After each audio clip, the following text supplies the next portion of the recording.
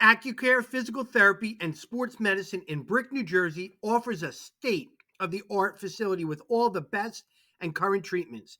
With athletic trainers, massage therapists, and doctors of physical therapy, ACCUCARE has everything you need to stay healthy and perform at the highest level. Cupping, stretching, laser therapy, compression boots, and a full-body cryo chamber are just some of what you can expect at ACCUCARE. Check out their website and social media links in my bio. No prescription is needed to see them. So call them today and start feeling and performing at your best. Again, thank you to ACCUCARE for sponsoring the Shore Football Report.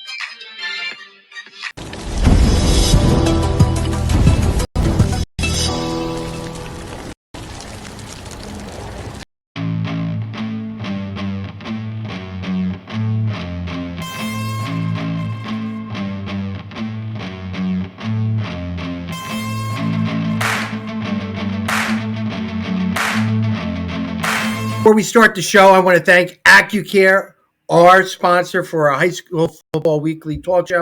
They are incredible. I am proud to be associated with them. They work around the clock. They are great at what they do. And all you athletes that are starting to get, ready for the state playoffs, consolation round, just the stretch run of the football season, get there, go to the recovery sessions, and just get better and make sure that you are going to play your best football and stay on the football field healthy. That's very important. They're working with athletes all across the clock throughout all the weeks and also the year. They're awesome. They're busy. They got top level athletes just getting better at what they do. I want to thank them. They're awesome. They're awesome. So you have any questions, DM me, and I will direct you with the right stuff. Make an appointment, get there, and and just get better. Thank you. The other thing I want to say is like and subscribe after you watch our film. I don't even care if you like it. Subscribe. Just subscribe. Press subscribe. It's free. It's free. I told my dad to subscribe. He says, I don't want to pay a fee. It's free. It's free. Subscribe. All right? Press the button. Subscribe. I'm good. I want to get 1,000 subscribers. 1,000. Jesus, I get 1,000 people to watch all my videos. Can you all just subscribe? I don't care if you even like it. Don't like my crap. Subscribe, and we'll call it even. Subscribe, all right? Stump says I don't say like, subscribe during the show, and that's why people don't subscribe. I think that's bullcrap. So I'm saying it right now, though. Subscribe to our YouTube site, all right, guys? The other thing is, last week, I messed up. I did the whole video, over an hour, no volume. I messed up. I'm the donkey. Well, I just did my show, and it's good. Volume's good. It's good. Muy bueno. All right? Enjoy the show. I'm getting ready for the stretch run. I can't wait for the state playoffs. I can't wait for the consolation games. Those two things together means competitive games. It's great. All right? We got a lot of great football talk to do this week and for the next couple weeks. I'm excited. You ready?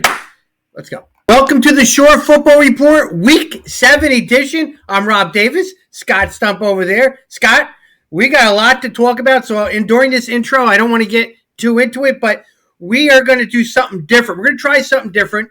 We're going to go for our recap. We're not going to talk about every single game and elongate the whole process there. We are going to do the Shore 4. And we're going to talk about 4 topics every week. Hopefully that goes well. Get right into it because you know what? By this time, I felt like everybody knows the scores of the games anyway. Right. I mean, these are diehard Shore Conference football fans. They kind of know, everything that happened. It's what's the importance of it? What were some of the great individual things we should be talking about? What are some of the bigger issues that came out of it? So, I think that, boiling it down here to the Shore Four, it would be great. We'll keep everything else the same, except we're going to add a breakdown of division races. We'll talk about that very quickly, and there's really no drama in any of them. And then we'll have our special guests, which every week we rotate different people around. Shore football with the head football coach, Coach Costantino, and senior running back, Lucas Rosa. So you ready to get going? Let's get to it. All right, Coach, we're going to talk about the Shore Four. It's our new segment. I like it. 4 big headlines from the weekend, the things that have stood out to us, whether it's on the field performances, bigger picture things, upsets, big wins, whatever whatever it could be. And we're going to start with 2 games that I think were eye openers for people, as far as teams that kind of came in as underdogs, surprised some people, got a big win. That was also huge for their playoff pursuit and seeding. And let's start with Long Branch grinding out a big 14-10 win over Middletown North, down 10-0 at halftime. They get the second half shutout. They come back and win it. That kind of shook up that division race. It looked like it was going to be Middletown North, at least as the main challenger to Toms River North. But that was a nice win for Long Branch, who I feel like had kind of been under the radar the last couple of weeks. And Coach King needed that. I mean, they were 1-3. I mean, he's filling in shoes for Coach Danny George. They were big shoes. They're 1-3. And they play a game against Middletown North, has high expectations. We're going there 3-1, number 8 in the Shore. And what a game. What a game. Val Barnaby was our assistant coach of the week for Monmouth. Great job defensively. Zaheem Brown had 2 big plays at the end of the game. He had a big tackle that ended the drive, and then he had an interception to seal the game. Zaheem Brown, the junior cornerback, did a great job. Here is a freshman. Remember this name, Miguel Maldonado, tight end linebacker. He starts both ways for Long Branch. Big. Which is saying, if you're starting as a freshman for Long Branch, that's definitely somebody to keep an eye on. Yeah, and these are names that kind of with Saku Camus and Shamar Williams, these Ernest Reevy, these guys are getting thrown in there, which is huge because now they got a chance to make the state playoffs. And if they're in the playoffs, they definitely are going to be a threat because they do got the athletes. But they played some inspiring football, winning 14-10 against Middletown North. That's an impressive win. Yeah, I think the big thing was defensively. This was a Middletown North team that had been playing really well on offense, and they jump out to a little lead. So to get a second half shutout against them on the road. I mean, Long Branch's offense has still struggled at a lot of points this year with a lot of new faces in there, but defense has shown it can be the backbone of that team and makes them dangerous come playoff time. And in another game, which wasn't really much of a defensive battle, but turned out to be an absolute barn burner, probably the game of the weekend in the Shore Conference as far as just going back and forth and high scoring. Raritan goes on the road and gets a huge win over St. John Vianney. 36-33, number 13. I mean, we're talking upset. They're pretty closely ranked, but they were the 13th ranked team. St. John Vianney, had a 5-game winning streak after losing their opener. That. I mean, and what was obviously the big difference for Raritan wasn't necessarily the offense or the defense. It was kick returns. Kieran Falzone returned one, and Danny Carey returned another one, his second for the season, the 95-yarder. So when you get 2 kick return touchdowns like that, just changes the whole turnout of the football game. So they're playing good football right now, Raritan, and I don't see them losing going into the stretch run in the playoffs. Right. I mean, they look like they can be 6-2, a good chance to be 6-2 going into the postseason. I just thought that was a big one because Raritan had hit a tough stretch of their schedule. They had lost a couple in a row. Offensively, they had been struggling a little bit, but they exploded in this game. And I think that, not only is that a huge win because you get the multiplier and you get a win over a team with 5 victories that, you just confidence-wise, I feel like going into as you start to get your playoff push going, I feel like that was big. Scott, not just a multiplier. You get a multiplier regardless if you win or lose. If you lose, though, you get a lesser multiplier. Then they get the winning multiplier, which is huge. That's going to vault them to maybe a number 2 seed.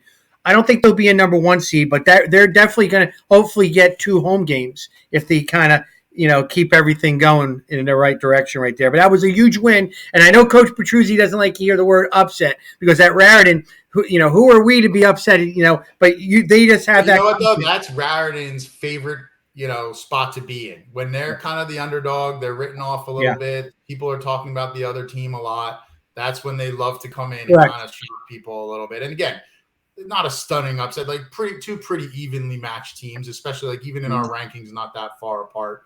I think it was just more that Vianney had been playing so great up to that point, and they still played great in this game. They scored 33 points. Yeah. But the other thing is the Vianney defense had gotten a couple shutouts. They had limited Marlboro. So for Raritan to have that kind of performance against a really solid unit, I think that was just a great confidence booster in addition to being a great win. They were playing some inspiring football with their leader, Aaron Van Treese, out too, so they were playing for a cause and also winning. So, they did get beat by a pretty good Raritan football team, and that's going to, I think, have a chance to contend for the sectional championship. They really don't. Right, and unfortunately, our number 2 item is somewhat connected to Aaron Van Treese's injury in that Keyport.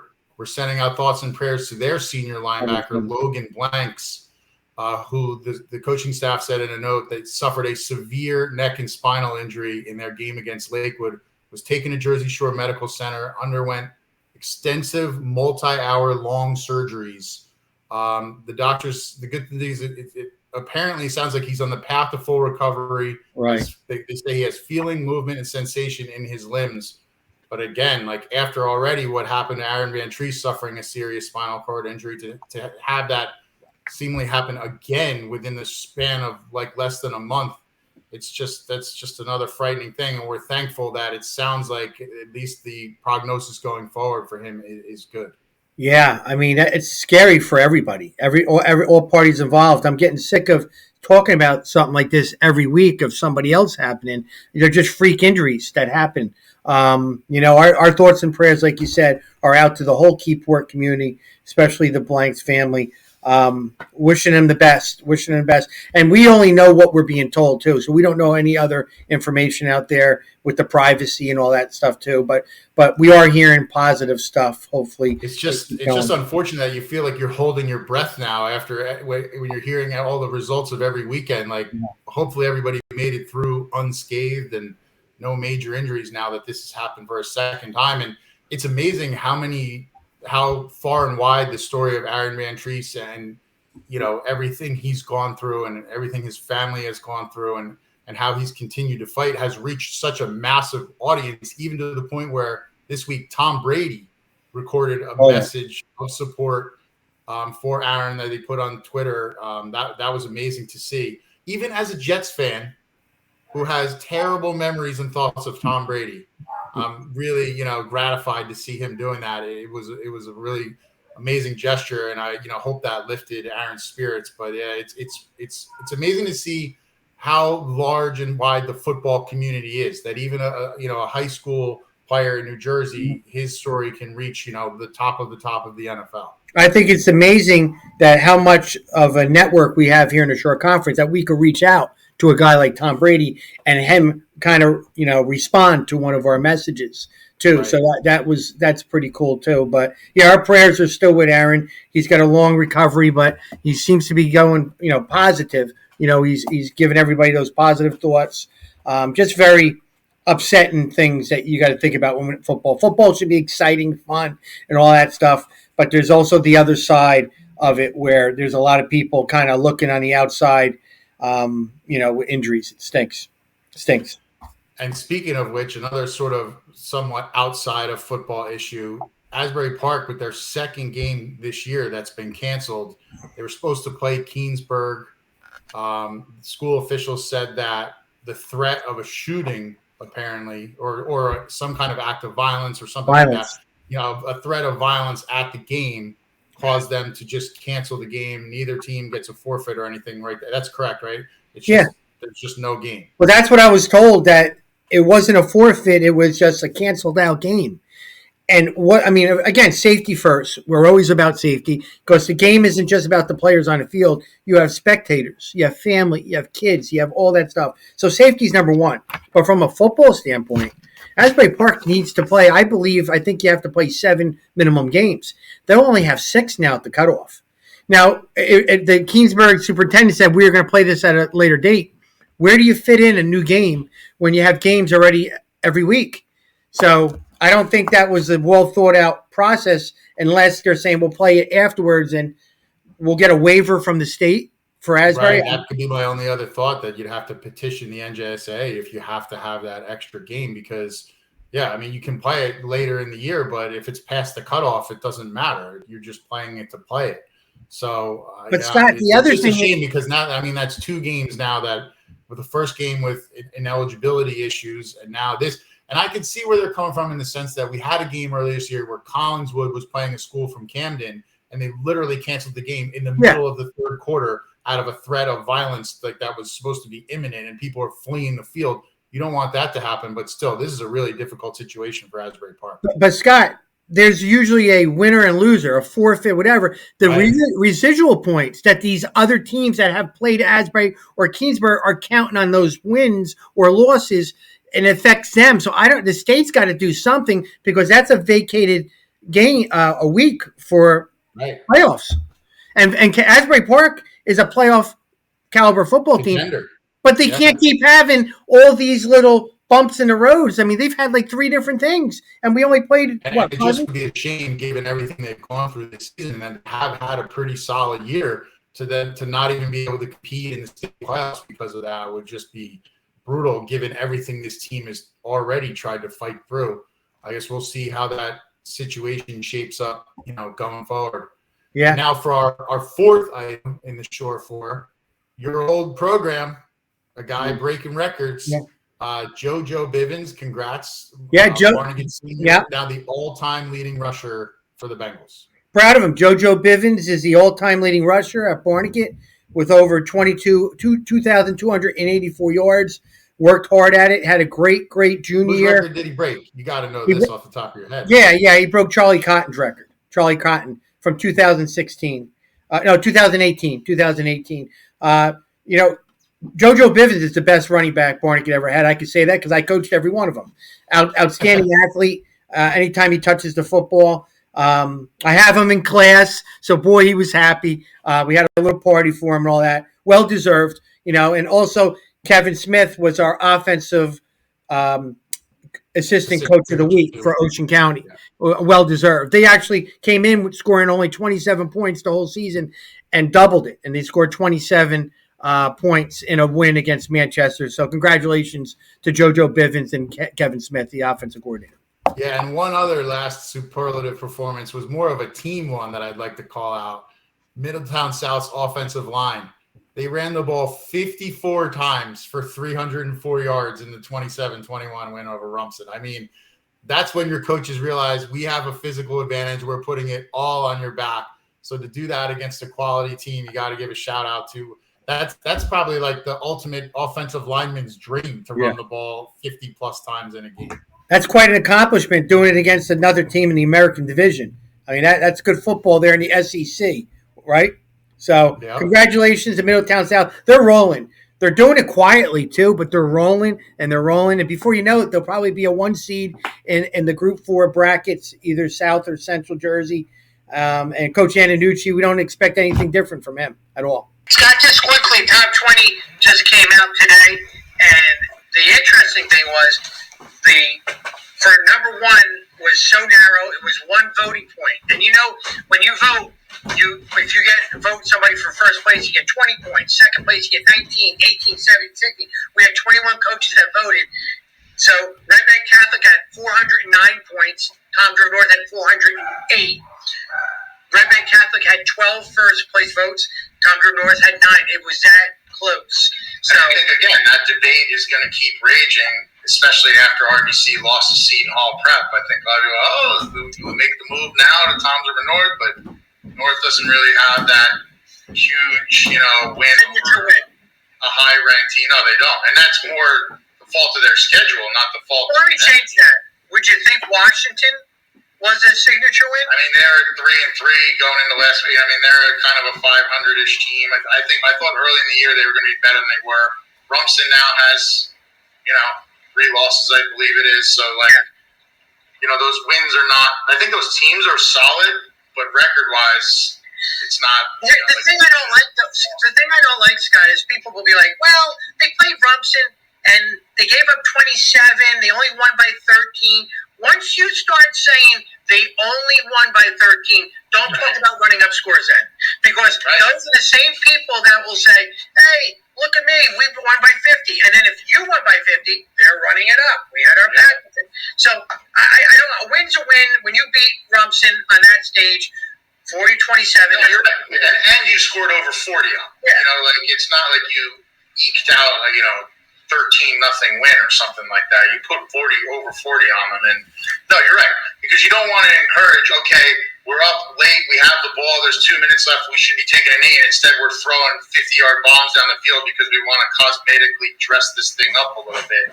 You don't really want to get to that, because that's just going to lead to coaches being at each other's throat in midfield and all kinds of ill will. So no, I think that part you can't get too caught up. And believe me, I've done these rankings where guys were like, "Well, when we played them in a scrimmage in the preseason, we scored 4 touchdowns on that," and going all the way back to that kind of stuff. So you can get crazy with nitpicking every little detail. You're talking about the only way this is going to be a crazy argument in the end of the day is if both of them win state championships. If RBC wins non-public league for the second straight year, and Tom's River North wins an inaugural group championship in a large school group, then I think, yes, that argument will go on and on and on into the offseason. And it could happen. And it certainly could happen, yeah. I mean, that's a very plausible scenario. So we'll see where it goes. But, looking at this top 22, the top 5 seems pretty solidified at this point. You got a big jump there from Raritan coming up from the win over St. John Vianney. Jumped to 9 from 13. Grossenet got a boost for beating Howell, clinching at least a share of that division. Ocean steadily ticking up all year in the rankings, now all the way up to number 6. But no huge surprise here. The coaches, surprisingly, that's why I love when sometimes it's like they're upset about this ranking or that. You put them all together, they're doing pretty much the same rankings that I would do if we were doing it. Yeah, you're right. But not a lot of movement. A lot of people stay the same. Once playoffs start happening and a team loses, they get forgotten a little bit. Another team keeps winning, and then there gets some movement right there. But Long Branch moved into the top 20 with their nice upset win. But everything kind of stayed put for the most part. Yeah, I think the other interesting team to me is number 4, Point Borough, right? They've kind of been there all year, right behind that tier of RBC, Donovan, and Tom's River North. Can they crack that top 3? If they go undefeated and win the inaugural Group 2 title in the state of New Jersey, do they jump like a Donovan Catholic if Donovan gets beat by Don Bosco Prep or Bergen in the playoffs? I think that's another argument that can go on and on. I say, we'll cross that bridge when we get to it. Yeah, before I say something and people get mad at me, I'll cross it in 3 weeks. All right, Scott, let's just talk division races. Let's talk quickly because there's really not a lot of drama. Let's just say this. There's a lot of games where if the team that's not favored, you'll be a 2-way tie. There's nobody undefeated. Right. Every single division, someone has already clinched no worse than a tie. So the only thing we could even have at this point is a 2- or 3-way tie for a division title. And we'll go quickly. American Division, you got Red Bank Catholic and Middletown South, both in contention. But Rumson's got to beat Red Bank Catholic in order for Middletown South, who's got to beat Donovan Catholic, to have a tie there. Could it happen? Donovan Catholic beats Middletown South to get a tie. Yes. This is all predicated on Rumson upsetting RBC's a heavy favorite. They're old school Thanksgiving rivals, though. I mean, that rivalry goes back 50, 60 years, so 70 years maybe. So that you never know in a rivalry game, but certainly RBC the favorite there. You're absolutely right. If Rumson beats RBC, then the winner of Middletown South, Donovan Catholic, gets a share of it right there. And then the Colonial, let's just say Tom's River North is the heavy favorite. Yeah, it's them and everyone else. Like you said before, look in the column with the points scored compared to the rest of the division. I mean, they're one of the highest scoring teams in the state. Their aspirations are way higher than just the division title. And no one is – I mean, I thought maybe Middletown North could come into that game unbeaten in the division, but Long Branch picked them off this weekend. Yeah. I mean, Toms River North has blown the doors off of every single team in that division. And if anything, their biggest issue is going to be getting used to playing 4-quarter games by the time the postseason rolls around. You can't outscore North. They're averaging almost 48 points a game. Constitution Division, Colts Neck is, they can win it outright if they beat Marlboro. Marlboro can make it interesting. If they beat Colts Neck, Jackson wins. Jackson has a share of it. So could it happen? I think this is one of the games that could happen, though. Right. I mean, I was at the Colts Neck game this weekend where they took a huge step towards taking the whole thing and clinched at least a tie, beating Howell 21-13. I think defensively they're really sound. They show that they have pretty good balance defensively too, as far as slowing down the run game and playing the pass. Matt Selly, our defensive player of the week, the senior for Colts Neck, had a big game against Jack Gartenstein, the top receiver or one of the top receivers for Howell. Also had a pick six. So that game was 21-13, but it was Howell snuck in a touchdown there with like a minute left.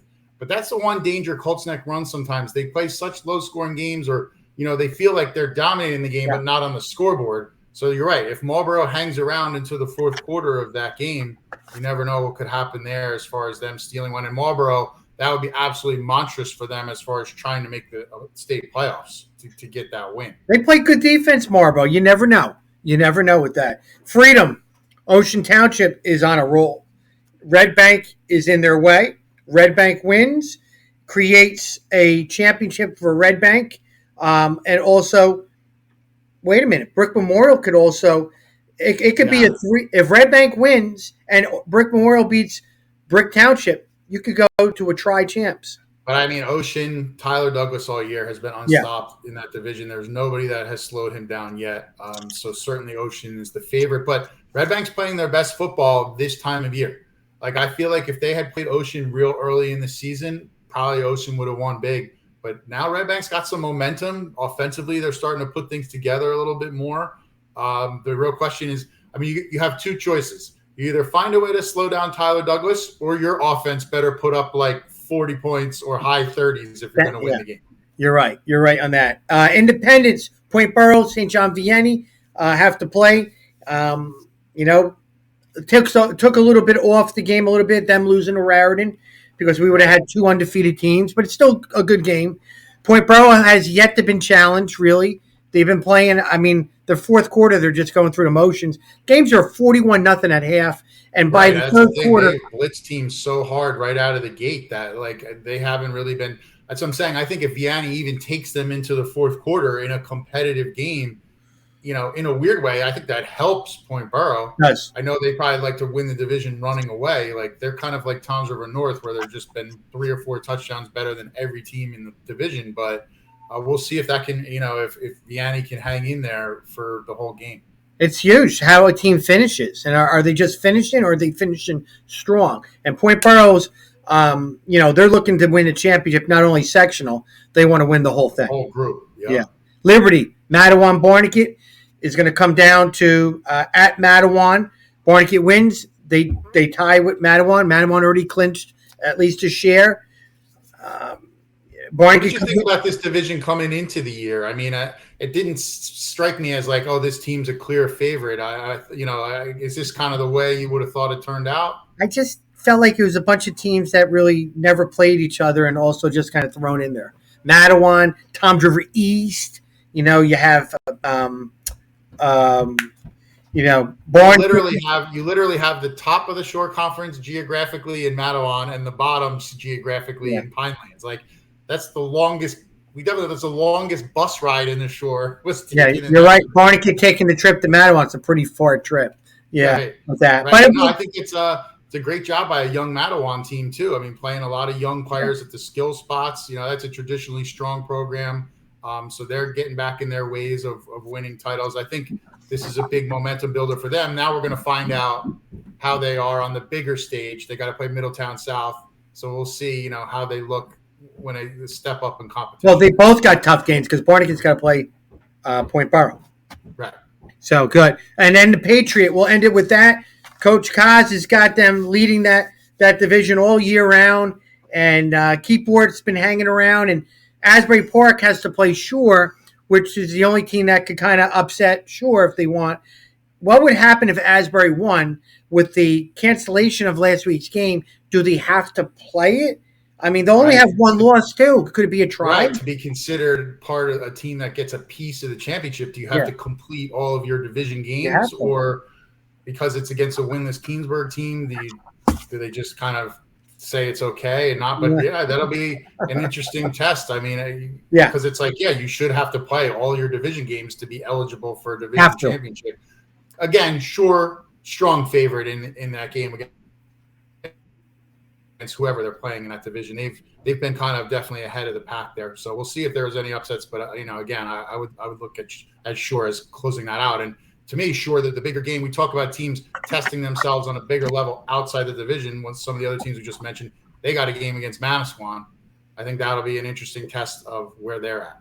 Well, we'll talk about that later. That was just a quick little rundown of division races. I'm sure they're going to be good games, but there were no two teams, collision course, both undefeated, no dramatics like that, but there will be good football going on. We are going to talk Shore Regional Blue Devils football with head football coach Mark Costantino, and senior running back, outside linebacker, Lucas Rosa. Guys, thanks for coming on the show.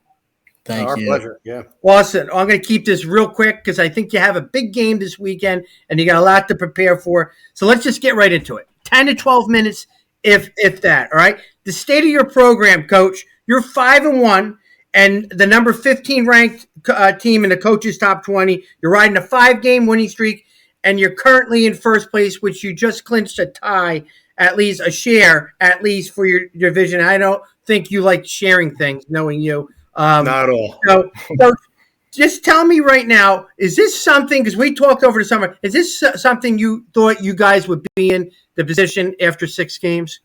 Absolutely. I knew we were good enough to do this. We lost that showcase game at Rutgers, but that team's undefeated, and they're a legit contender for the Group 2 North title. So we learned from that, and as always, sometimes you have to lose to win. Yeah, that's a good point. Now, Lucas, you had a player on your football team last year named Jamie Mazzacco. You remember him? Yeah, I do remember him. Real good football player. The one thing about Coach Kaz that I did a study on him is that he's awesome. Whatever pieces he has, it's amazing. And we'll talk more about that tradition later. Whatever pieces he has, he utilizes it to the best of his ability. Mazzacco, you guys rode. He was one of the best players probably in the short conference. He really was. Now there's a new group of guys. Coach was telling me he likes his team and he knows they're going to be good this year. And you guys are now distributing the pieces. I mean, you're leading the running attack, but there's 4 runners. Yourself, Ty Koch, Alex George, and also Lucas White. Basically 46 carries or more, all you guys. Tell me about your philosophy offensively and how it's working this year, spreading the ball around. Unlike last year, obviously Jamie was just our best player, getting the ball every single play, making plays out of nowhere. But like this year, we could give the ball to any player in our backfield and they can just make something happen. Lucas, me, Alex, Ty, we can just, it's all over the place. We can go left, right, middle. It doesn't really matter. So, we're just really all over the place and really just unstoppable if we're playing at our best. Awesome.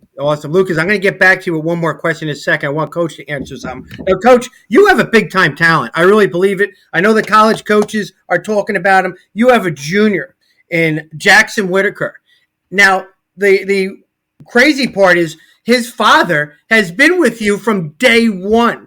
31 years he's been with you. How special is it to have coaching one of the coach's sons and him to be an elite Division I player, Jackson Whitaker, a junior? It's great. I'm happy for him and his family, and when I coached my son, we had a lot of success and he was a great player and it just makes it easier, to live your life at the time. But I'm happy for Mike and Jackson. And, Mike was a great player for us, all Shore, all state. He was on the 88 state championship team. I called the defenses that year. And then when I got the job in 92, he was a freshman coach, and I brought him up. And he's done a great job ever since. That's awesome. And Jackson's tremendous. He's a stud. He's not only a junior. Now, Lucas, we cannot talk anymore without talking about the guys that lead your team up front.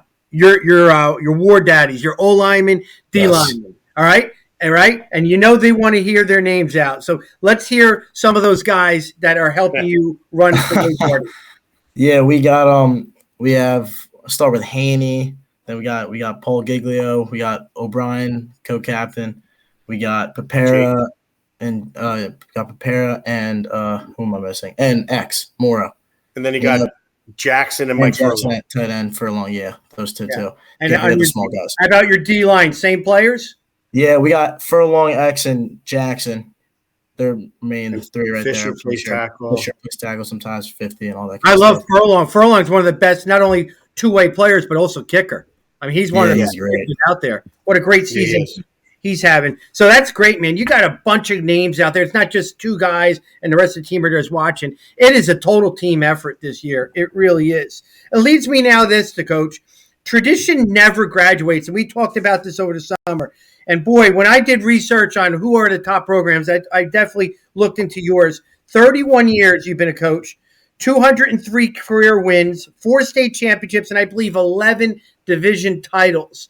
I mean, that says a lot about you and your program. Tell me how special it was when you won your 200th win. It was great. We were playing at K-Berg, and we get up on them, and we won by a lot.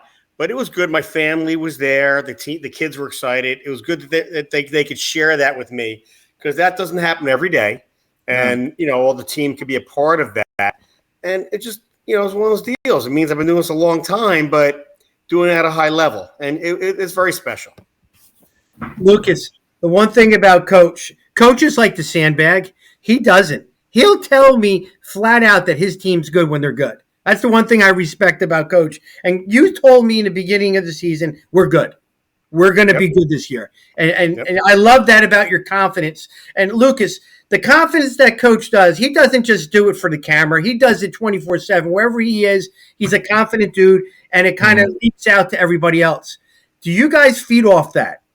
100%. I mean, throughout every year I've been here at Shore, I mean, one thing that I've definitely picked up from Coach is the confidence that he puts on the players and the confidence that I get to put on the younger guys, which just translates to the game every single time.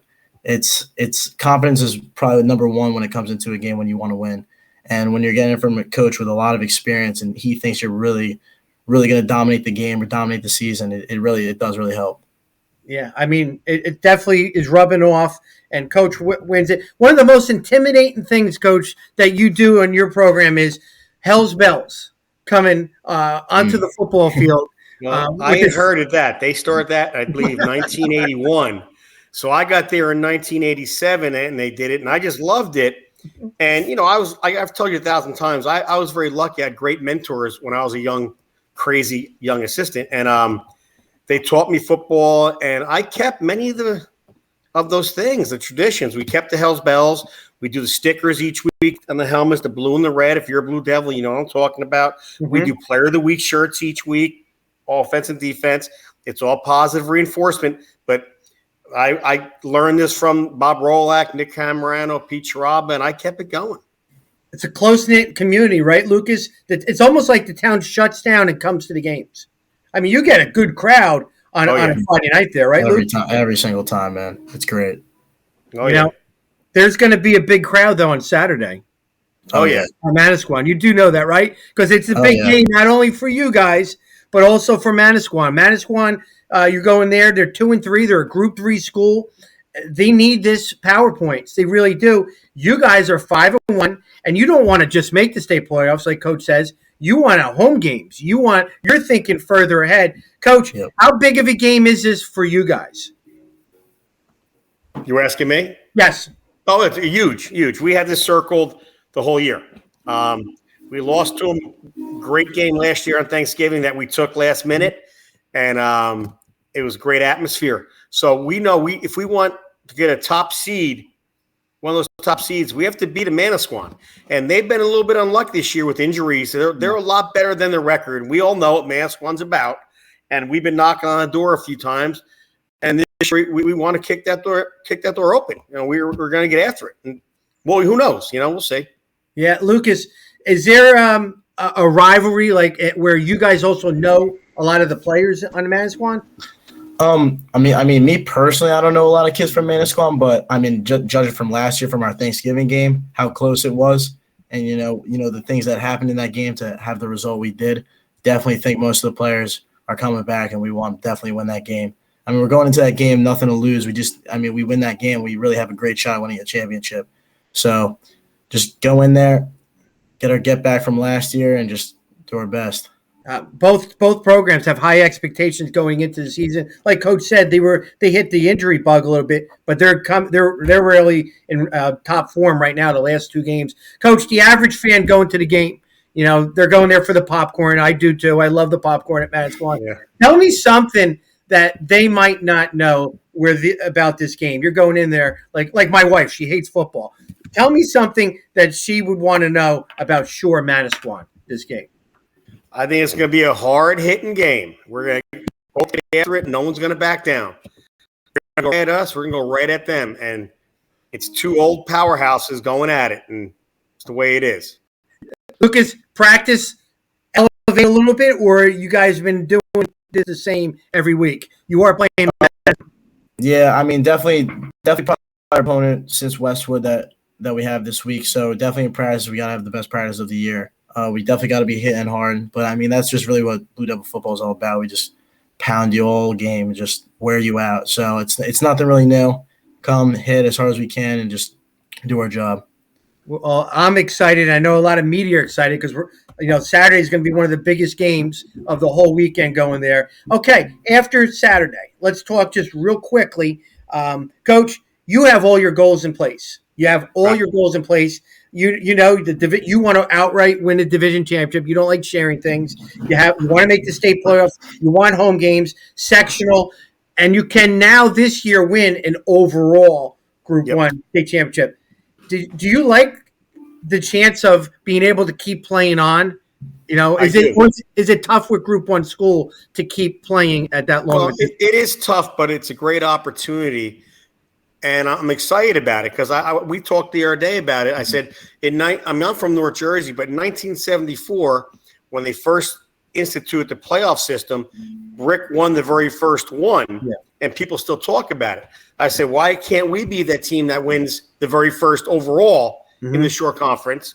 And they'll talk about this team forever. So that's a goal. But first, we got to get past Manasquan. Then Asbury is always a great rival. We've had tremendous games over the years. Yeah. And we respect each other. So, and then playoffs. So nothing gets, like we said early on, I was telling my guys, you got to win the games early on. All those little games that no one thinks about. And then you get to now, you're 5-1, monster games. And that's what we want to play, monster games. So you got to take care of business the first month of the year. And now let's go. Lucas, your program has a target on your back because of the past teams and, of course, what you're doing right now. And I think that you're embracing it, as when we talked before on the air. You embrace it, right? Definitely. I mean, I think every team that sees Shore football on their schedule definitely, like Kaz said, circles it, definitely shrugs maybe. So, yeah, I mean, like always, target on our back with our success. Yep. Yeah. Coach. We won't back down. Coach and Lucas, I appreciate you coming on the show. I just wanted 10, 15 minutes of your time. Looking forward to seeing you guys Saturday. Great football is going to be played on Saturday with Manasquan, of course, and yourself. All right? Enjoy the popcorn, buddy. And I'll wear my best Hawaiian shirt for the game. You better. I'll look for you. All right, guys. Thanks a lot. Go Shore. Thank you. All right, let's talk preview of some games. And I'm going to start with the game I'm going to, and it's going to be at Howell. It's going to be Southern Regional at Howell. And last week I projected that this game would make sure that somebody's in and somebody's out. Now, the state playoff things came out, and it could be wrong. Both teams possibly could make the state playoffs, but whatever it is, it's teams on the border. It's on the border. Yeah, you don't, put it this way. You don't want to be on the losing end of that and then be holding your breath that maybe you didn't make it. Yeah. So take care of business, get the win, and you won't have to sweat it whether you're right on that razor's edge or not. And again, we broke down all the divisions and we've shown that's done. So to me, this is kind of the big things that are going on now are you in the playoffs or are you out? And Howell coming off a loss to Colts Neck in a hard-fought game. it's two different styles, right? The triple Yes. option running of Southern that has struggled to score some points. I and then like the it. aerial attack of Howell. I'm very intrigued because Howell, with their, from left to right with all their big receivers and their potential offense, and Southern stingy defense. Southern on the road, you never count out Southern, because when Southern's being counted out, they win. They beat Right. Long Branch on their resume, huge win. But this would be a big win that would solidify them. I would say like a 6 seed in the South Jersey Group 5. They're not going to be a 5 or 4. I could be wrong, but I just kind of think that this would solidify a 6 seed. Okay, maybe 5. But Howell, too, if they win this game, maybe they can be a 5. Maybe they can be a 5 in that tough bracket there. But I'm excited about this game. It could go either way. I could see it going either way. It's just interesting too because Manahawk and Stafford and Howell are kind of like similar towns. Like similar type schools, gritty, hard nosed kids. Yep. Like I feel like that will be a good matchup. But again, yeah, and just a total differing of styles between Southern running the ball and Howell trying to make big plays downfield. And I got to say, after seeing Howell again last weekend, Damian Padilla is one of the most physical, just beast mode receivers in the Shore. Every time he caught the ball for Howell, like coming across the middle, it took like 4 guys to bring him to the ground. Well, he was my number one ranked. He was my number one rated tight end in the class of 2023. He looks like Hernandez from the Patriots, doesn't he? The way he maneuvers and yeah. Are you really bringing up convicted murderers? No, not the off-field stuff. The upfield. You know what I'm talking about with that. Right. That'd be a big game. What other games do you like out there? I do like in Middletown North. I felt like maybe the luster came off this one a little bit because they lost to Long Branch, but them playing Ocean has been in control of their division all year and hasn't really, been pushed too hard, by teams. I'm interested to see how Middletown North can bounce back. Can they slow down Tyler Douglas? How good is Ocean, I guess, outside of their division with that kind of win? I mean, Ocean does have a nice win over Raritan, who we just saw pick up a good win. So, Ocean, I think is, again, it's just like want to see them tested more and more at a higher level as they get into the playoffs and to see, Tyler Douglas, can he keep putting up these ridiculous performances? Can Jack Lopez and Peter Dempsey get to Tyler Douglas or discourage some balls being thrown in their RPOs? That's going to be a thing I'm going to be looking at big time. And can they bracket him enough that, maybe he at least you turn him into just a drop back passer and try to take away some of the running ability. Easier said than done, obviously. The one thing about Steve Bush is when you count him out too, he comes out with these new game plans and surprises people. He's a lot like we said Corey Davies and all that too. So Middletown North this week is all about non-divisional games. So this is like a couple of weeks ago where you're trying to see the relative strengths of divisions. And now another game that's intriguing to me, Shore Regional, who we talk about, already clinched a division title in that Patriot division. They're going to play, a perennial Group 2 power, Manasquan, that's kind of got their mojo back with Brett Patton back in the lineup. A couple of lopsided victories. How do you see that game coming out? I see Shore coming in with a chip on their shoulder, playing a traditional team, Manasquan, at Manasquan too. Shore wants to see where they're at. I think they want to prove to people, hey, we're not just good in our division. We're good overall. Manasquan put themselves in a deficit, 0-3, and now they're starting to kind of roll a little bit. Patton's healthy. Jamar Howard, Dettinger had a big game last week. So this is a big game for Manasquan as well as Shore. So it would be exciting to be there at Manasquan. Yeah, I think this is just a great test of, Shore's a perennial Group 1 power, Manasquan a perennial Group 2, sometimes 3 power. So, it's two schools with great tradition going against each other. And, Shore's strength is up front, right? They bulldoze you at the line of scrimmage with the wing T. Can Manasquan match that? And can Manasquan hit them with big plays? I don't think Shore has seen a quarterback that can throw the ball as well as Patton has, and is has many, and a guy as explosive as Howard is. So yeah, he spreads the ball out. I mean, last year he had Mizako. He's splitting the ball up to many different guys right now, Shore. I think that's when Shore's offense is working its best. Yeah. It's when 3 or 4 guys each have like 500 or 600 yards rushing, Kaz likes these type of teams. He wants people to know, hey, we are still winning with tradition guys in our program and all that. But Manasquan's got some star-level guys, Patton, Jameer Howard, Detlinger. Those guys are dudes, and that's going to be a tough game for sure to beat them at Manasquan.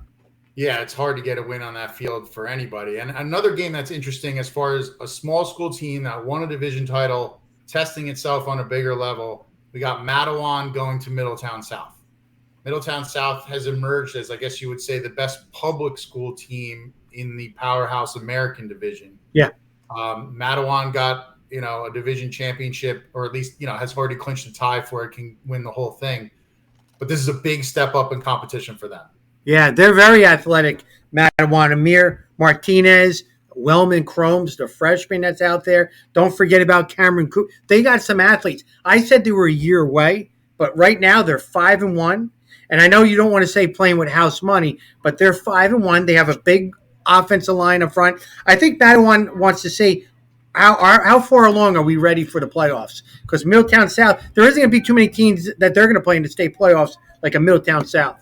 So that's going to be huge. And Middletown South is powerful, and they empower you with their strength. Their O-line last week, they're physical. I love Jake Zawakal. I do. Donovan Sumney at tailback, and don't forget Colin Gallagher. So they got an uphill battle a little bit. Right. I think it'll be interesting because Matawan has thrown the ball pretty well this year. They've had some big explosive downfield plays, but Jim Zokiel, the Middletown, we all know him as the quarterback. He had 2 picks last week. He's one of the best defensive backs in the Shore Conference. So I think that's a nice matchup with him lurking back there against their passing game. Yeah, I'm excited to see who wins that game. And then also Donovan Catholic at Jackson. Interesting. Jackson is embracing this game. They want to play in this game. They want to see where they stand. They're 5-1 and they're back. Last year they were injury riddled, 3-6. Donovan Catholic is a 4-2 team.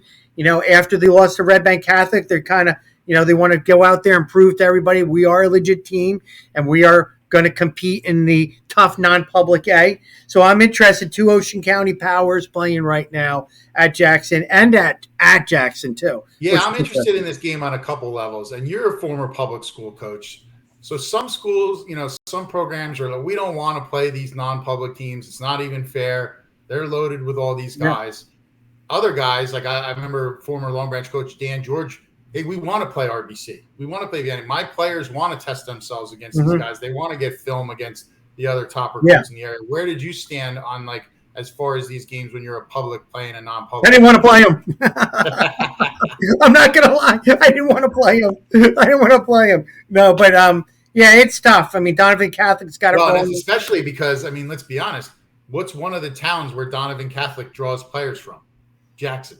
Yeah. So, I'm sure that's part of an undercurrent to whenever these things too. You're playing these teams and you're like, is one of the better players in Jackson thinking about going there or going to Donovan Catholic or, the youth players, things like that.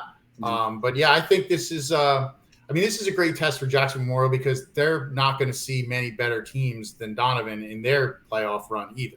So in a way, as far as a tune-up for the postseason, this is a pretty stiff test. Can you slow down their run game? Can you score on them?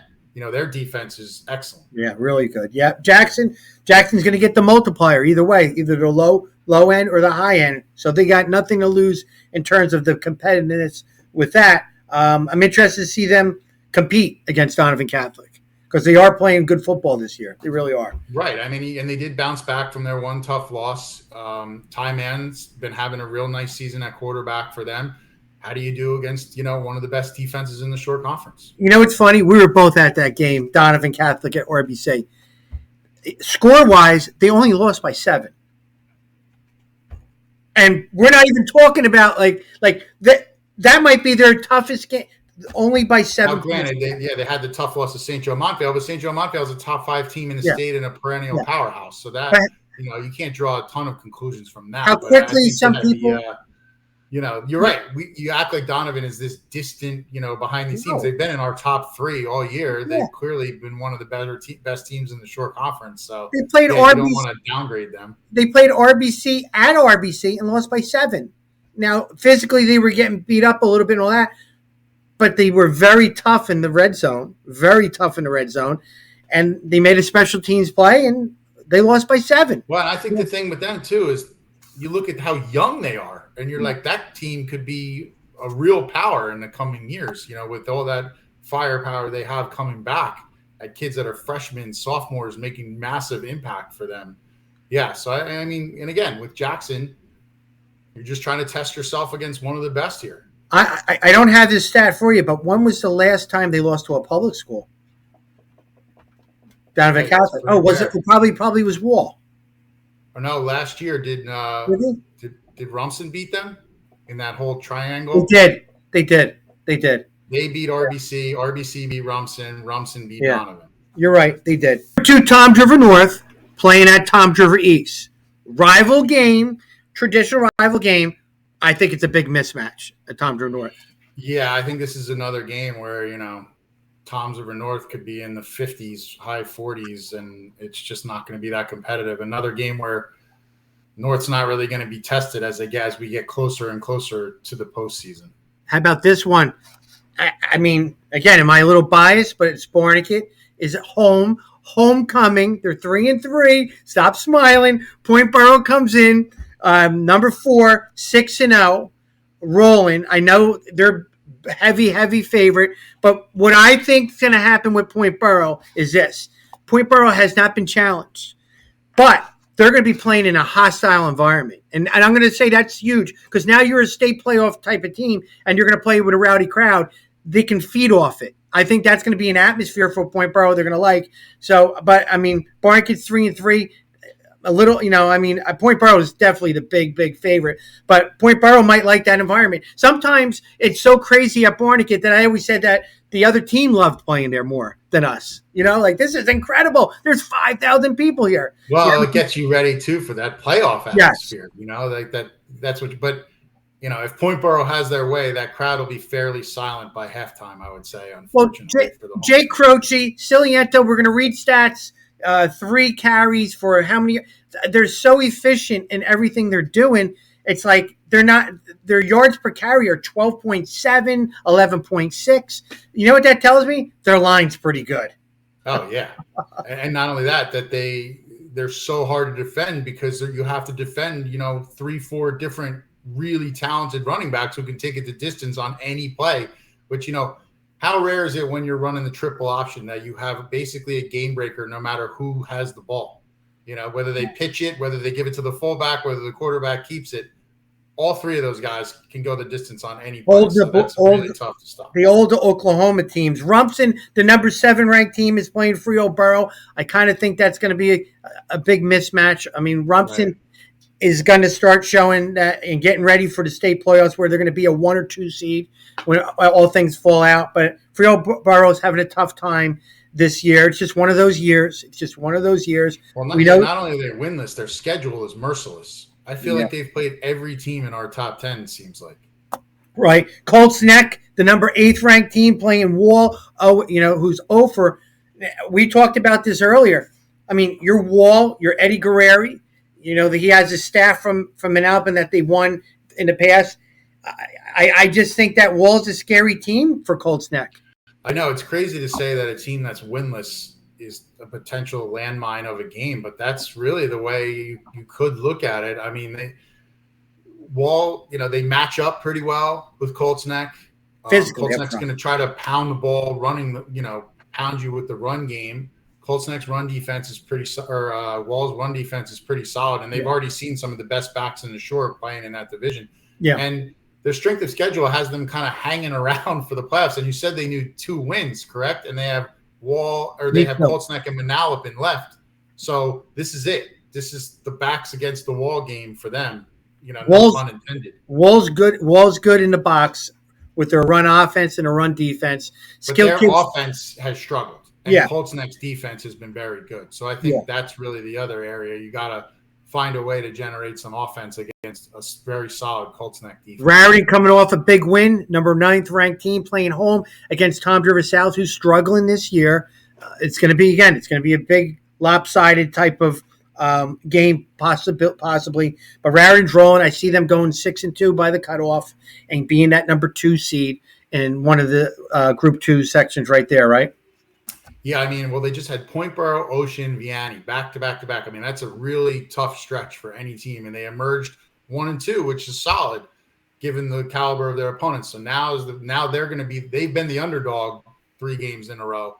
Now they're going to be the favorite here in their last 2 games, and yeah, this is where you can't get complacent. You build momentum for the state playoffs because they're going to be back to underdog status in the state playoffs with Point Borough and Rumson and other teams lurking out there. So. Yeah, this is just now Marlboro for them to kind of get a little bit more of the ball.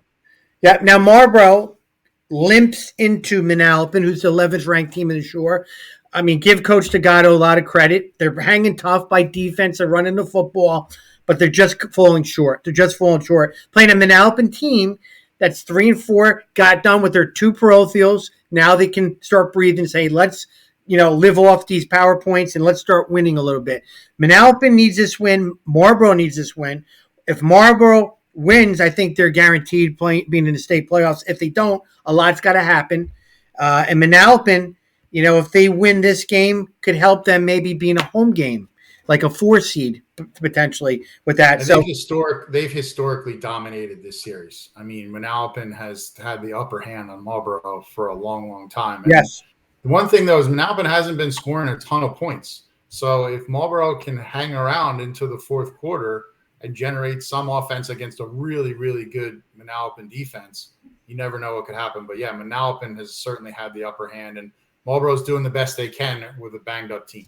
Freehold Township, number 17, going to play at Manchester, 2-4.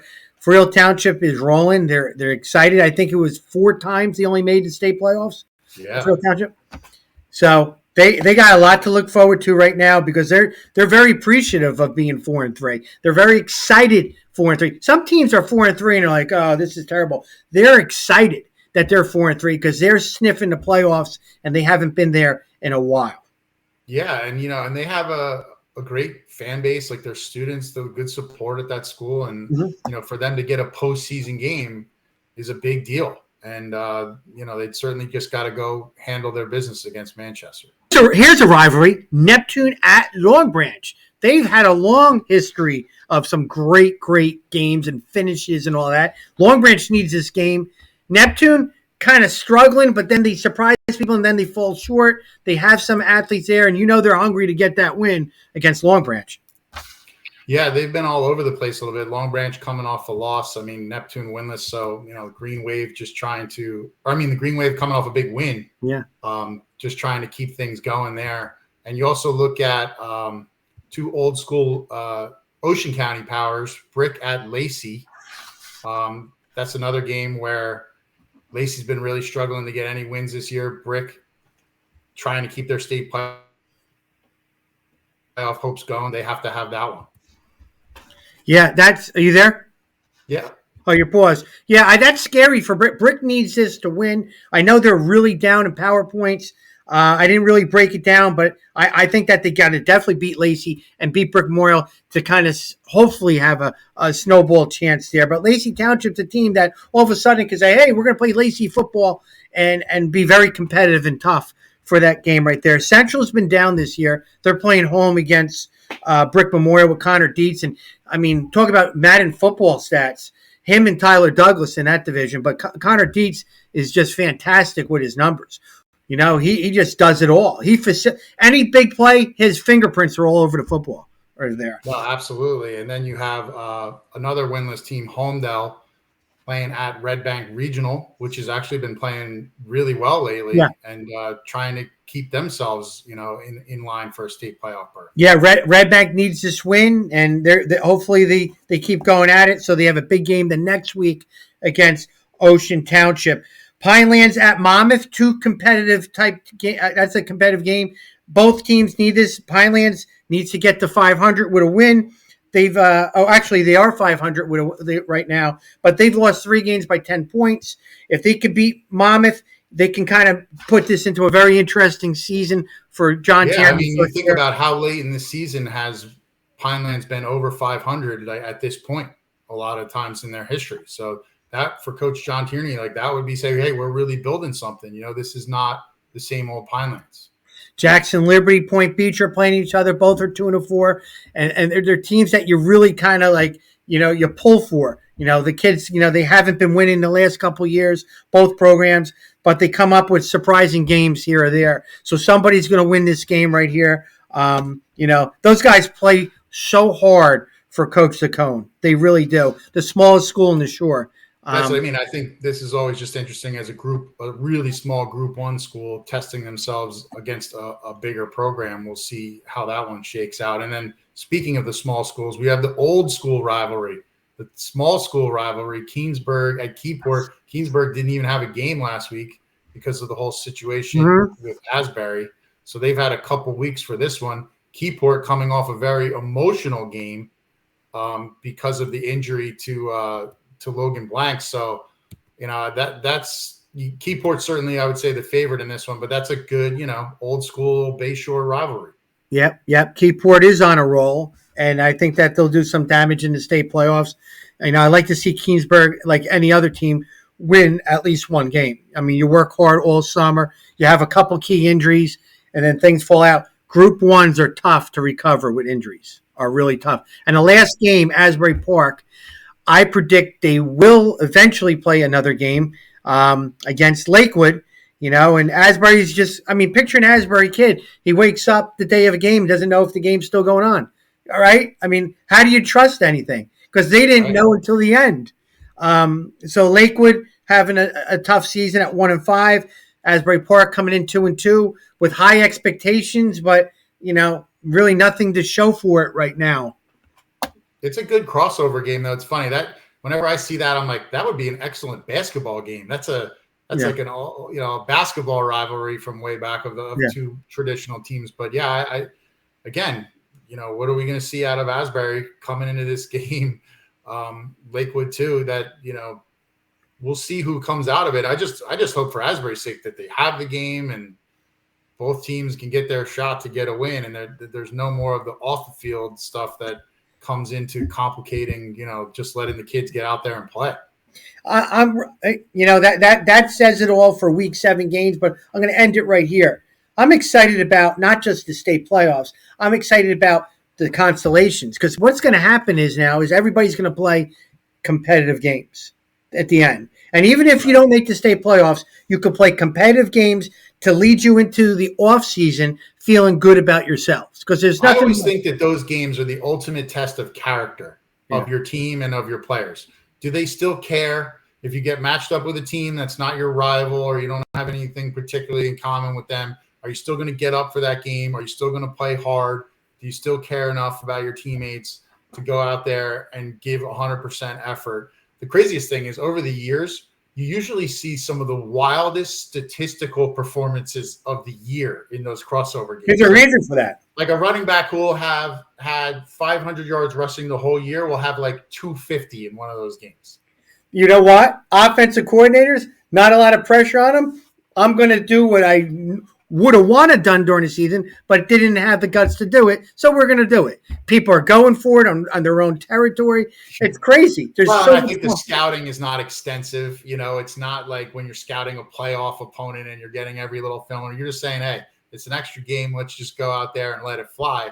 But if you don't have a good game plan to maybe stop a certain guy, like I just always remember like when the stats would get called in from them, you'd be like, this kid did what? Like I feel like 10 school records or something gets set every year in these crossover games. Or you don't scout. You don't scout constellation games. You don't, because you don't know who you're playing. So It's kind of you're handed the film. Go okay, where you're actually watching these other teams when you're playing them during the season. So that's one big thing too. But you're right. Listen, these kids are just a couple years removed from COVID.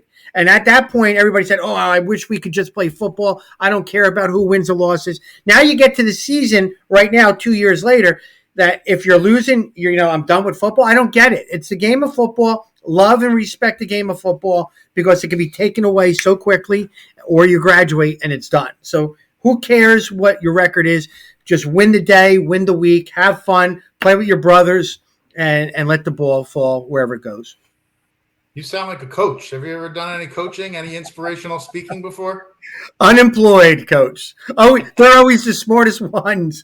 All right, guys, thanks for coming on the show. Make sure you check check in. And also, we didn't say it, but you got to subscribe to our YouTube.